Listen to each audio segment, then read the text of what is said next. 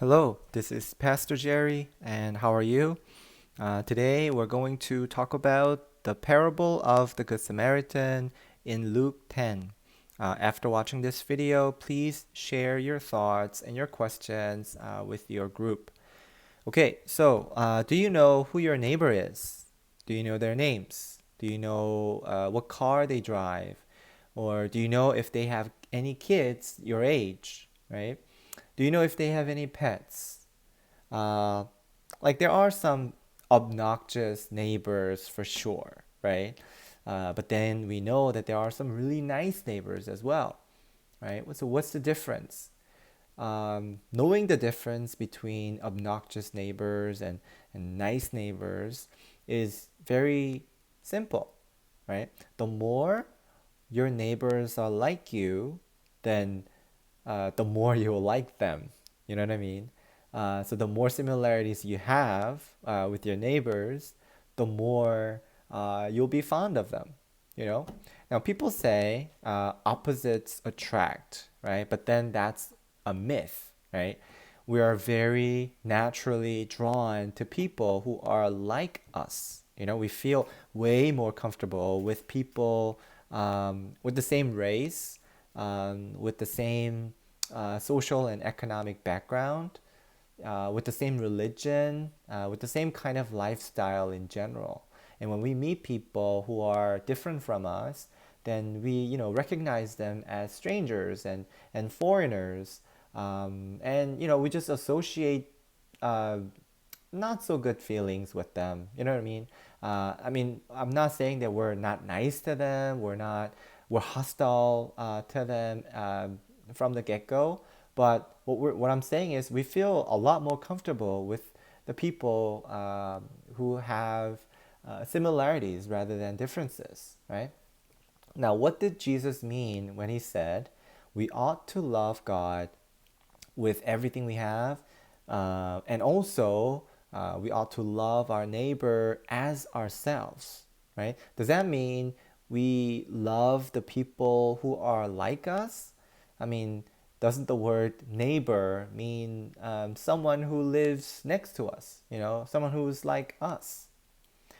Actually, the point of Jesus' command to love our neighbor as ourselves is not on the word neighbor, but on the phrase as ourselves. See, what does it mean that we love them as ourselves, right? It doesn't mean just make friends with your neighbors, right? It means making your neighbors your friends. Okay. Now, what I mean by that is, we assume that we will like our neighbors, and loving them is not a problem, right? Because they're like us, right? We have a lot of similarities. We have a lot of things in common.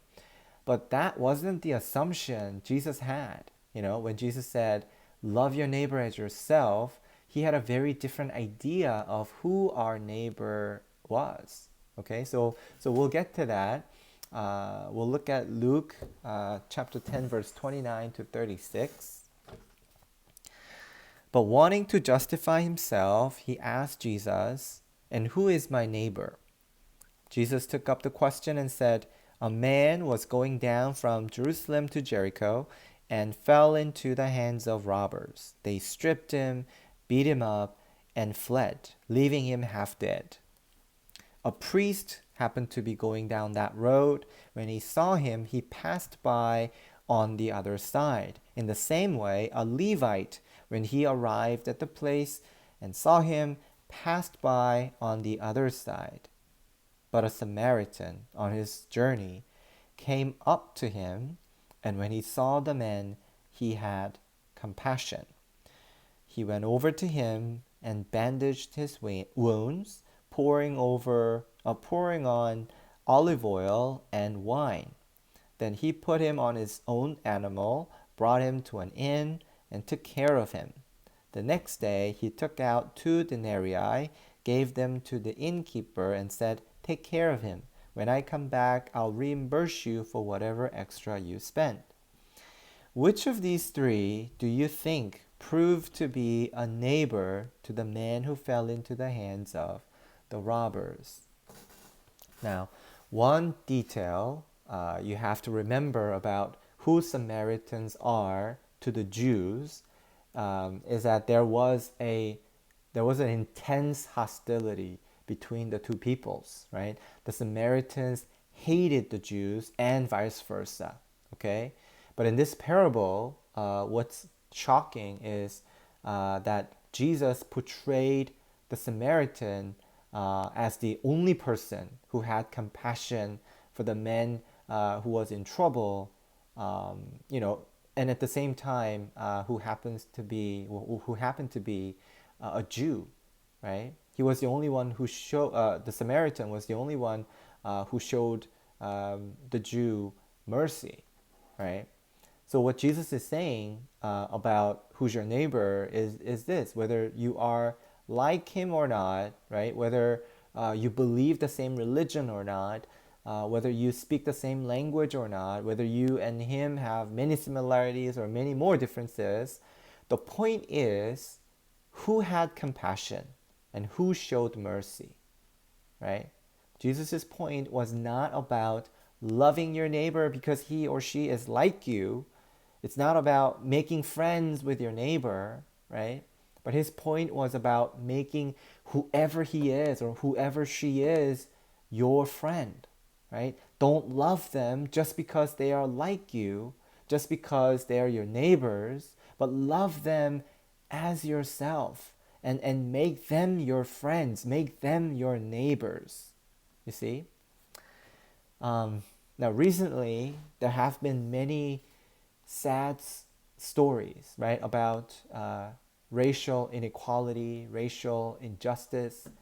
I'm sure you heard stories about Ahmaud Arbery, Breonna Taylor, and George Floyd, right? All African Americans who were killed in tragic cases of racism and racial profiling, right? Now, in a multicultural and multiracial society like the United States, like Canada, where you have to respect and accept each other's differences in order to thrive together, right?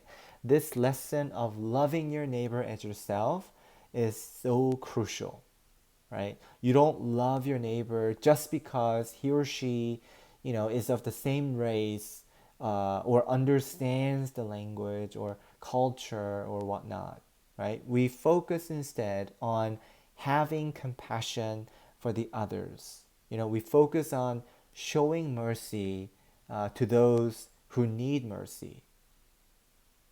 Just remember, it was Jesus who first had compassion for the sinners, for us, right? It was Jesus who first showed mercy to those who were his enemies, right? If Jesus made the sinners into saints and his enemies his own brothers and sisters, and this same Jesus made us his disciples, his followers, then obviously we ought to have compassion for those who are different from us. And we should show mercy to those who are in trouble, no matter who that person is. So this is the lesson, and please share with your group about what you heard today. If you have any questions or any comments, please share them with your group. Thank you guys for listening. Please take care of yourself, and I'll see you guys next week.